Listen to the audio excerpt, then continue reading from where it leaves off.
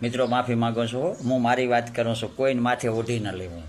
મારા મા બાપે માતા પિતાએ મારું નામ રાખ્યું શીતલ.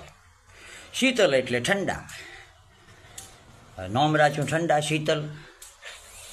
અને એમાં અમે કોમ ચેવું કર્યું, રામની સીતા લંકામાં રાવણ લઈ ગયો હતો, તે કરી ફોજ ભીડે.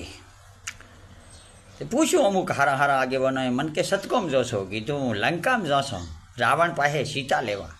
મન કે બેસી જો, ઘણી તમારું કોમ નથી, પણ અમે રો રોડ્યા કોઈના ઉપડ્યા.